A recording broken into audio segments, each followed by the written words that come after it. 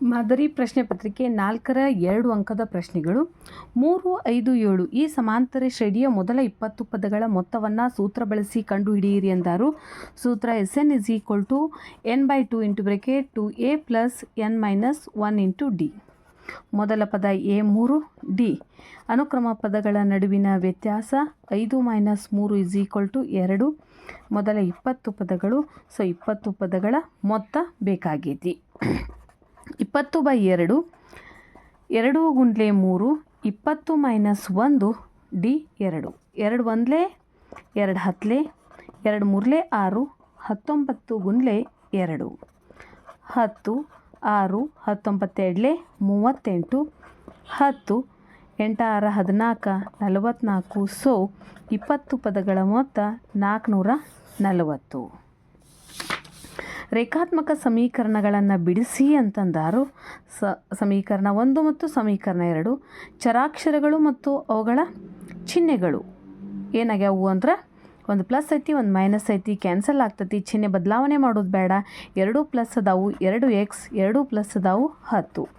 X = 10/2 2 1 2 5. So X ಎಷ್ಟಾತಪ್ಪ ಅಂತಂದ್ರೆ 5. ಸಮೀಕರಣ 1ರಿಂದ ಏನು ಮಾಡ್ತೀವಿ ಅಂದರೆ ಎಕ್ಸ್ನ ಬೆಲೆ 5 ಅಂತ ಹಾಕ್ತೀವಿ. y = 8 y = 8 - 5.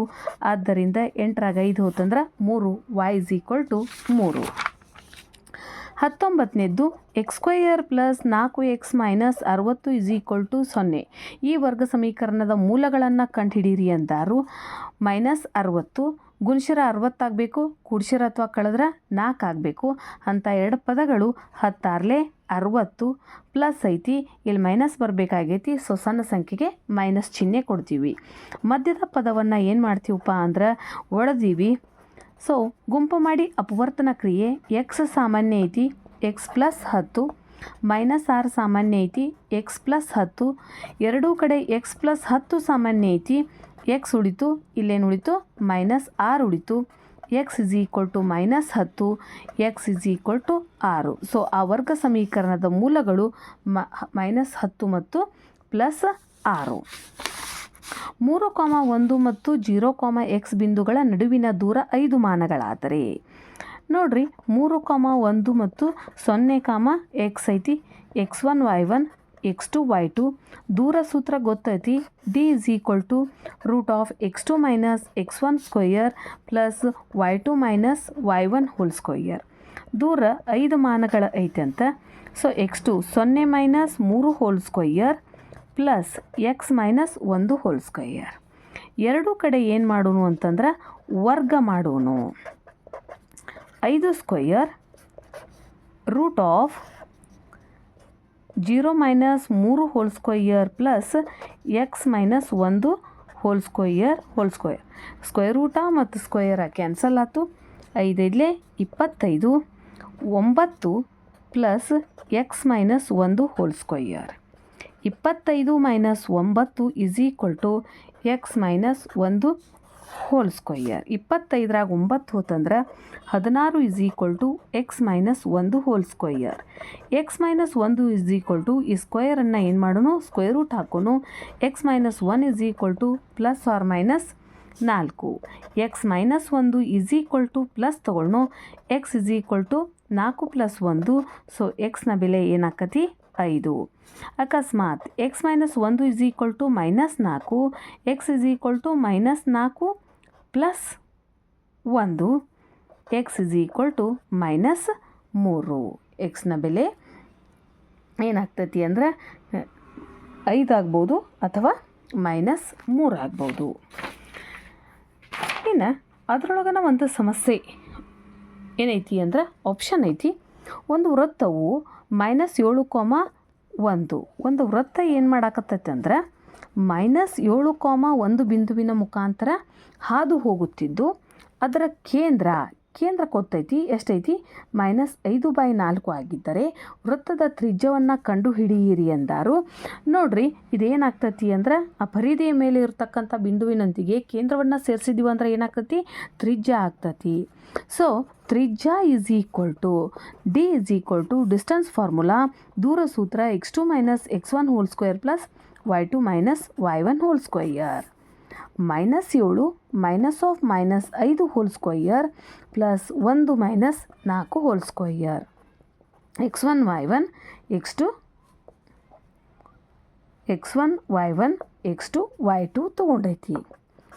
So -7 plus 5 whole square -3 square, 2 square -3 square, 4 plus 9 √13. 13 ತ್ರಿಜ್ಯ ಏನಾಗೈತಿಪ್ಪ ಅಂತಂದ್ರೆ √13 ಮಾನಗಳ ಆಗೈತಿ ಆ ವೃತ್ತದ್ದು. A 2, -2 ಮತ್ತು B -7, 4 ಬಿಂದುಗಳನ್ನು ಸೇರಿಸುವ ರೇಖಾತ್ಮಕ ತ್ರೈಭಾಜಕ ಬಿಂದುಗಳನ್ನು ಕಂಡುಹಿಡಿಯಿರಿ ಅಂದರು. A 2, -2 ಐತಿ, B -7, 4 ಐತಿ. ತ್ರೈಭಾಜಕ ಅಂದರೆ ಈ ರೇಖೆಯನ್ನು 3 ಭಾಗಗಳಾಗಿ ವಿಂಗಡಣೆ ಮಾಡ್ಯಾರು. ಒಂದು Px, y ಆಗಿರಲಿ, ಇನ್ನೊಂದು Qx, y ಆಗಿರಲಿ. ನೋಡ್ರಿ ಇದೆಲ್ಲ 1 1 1 ಐತಿ. ಸೊ AP ಅನುಪಾತ PB ಏನಾಕತಿ ಅಂದ್ರೆ 1:1 ಮತ್ತು ಇದೊಂದು ಸೇರಿಸಿದ್ರೆ 2 ಆಗ್ತತಿ. ಸೊ ಈಗ ಏನು ಮಾಡೋಣ, ಈ Px, y ಬಿಂದುಗಳನ್ನು ಕಂಡುಹಿಡಿಯೋನು. ಭಾಗದ ಪ್ರಮಾಣ ಸೂತ್ರ m1x2 + m2x1 / m1 + m2, m1y2 + m2y1 / m1 + m2. ನೋಡ್ರಿ ಈಗ Pದು ಕಂಡು ಹಿಡಿಯಕ್ಕೆ ಹೊಂಟಿವಲ್ಲ, ಇಲ್ಲಿ 1 ಐತಿ, ಇದು 1 ಸೇರಿಸಿದಾಗ ಎಷ್ಟಾಕತಿ 2 ಆಗಿರ್ತೈತಿ. ಸೊ ಇದು m1 ಅನುಪಾತ m2. 1 ಅನುಪಾತ x2 ಅಂದ್ರೆ -7, m2 ಅಂದ್ರೆ 2 2 / 1 + 2. 1 y2 ಅಂದ್ರೆ 4, m2 ಅಂದ್ರೆ 2, y1 ಅಂದ್ರೆ ಎಷ್ಟೈತಿ -2 / 1 + 2. -7 + 4 / 3, 4 -4 / 3. ದೊಡ್ಡ ಸಂಖ್ಯೆ ಚಿಹ್ನ ಮೈನಸ್ ಐತಿ. 7ರಾಗ 4 ಹೋದ್ರೆ -3/3, 4ರಾಗ 4 ಹೋತಂದ್ರೆ 0, 3 1 ಸೊ ಪಿನ ನಿರ್ದೇಶಾಂಕಗಳು -1, 0. ಹಂಗನ ಏನು ಮಾಡಬೇಕಾಗೈತಿ ಈಗ ಅಂತಂದ್ರೆ, ಇನ್ನೊಂದು ತ್ರೈಭಾಜಕ ಬಿಂದು ಏನೈತಲ್ಲ ಅದರ ಬೆಲೆಯನ್ನು ನಾವು ಏನು ಮಾಡಬೇಕಾಗೈತಿ, ಕಂಡುಹಿಡಿಬೇಕಾಗೈತಿ. ಎದ್ರದ್ದು ಕಂಡುಹಿಡಿಬೇಕೀಗ, Qದು ಕಂಡುಹಿಡಿಬೇಕು. Qx, y ಅಂದ್ರೆ AQ ಅನುಪಾತ QB 1:1, 2 ಅನುಪಾತ 1.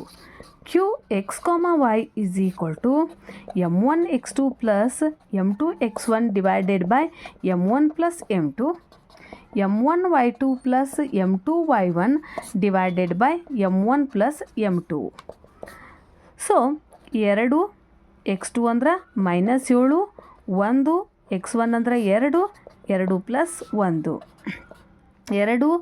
4 1 -2 2 + 1, plus into minus -2 14, 1 2 2/3, 2 4 8, plus into minus -1 2 2 /3, -12/3. ದೊಡ್ಡ ಸಂಖ್ಯೆ ಚಿಹ್ನ ಮೈನಸ್ ಐತಿ. 14ರಾಗ 2 ಹೋದ್ರೆ 12, 8ರಾಗ 2 ಹೋದ್ರೆ 6/3, 3 1 3 4, 3 1 3 2.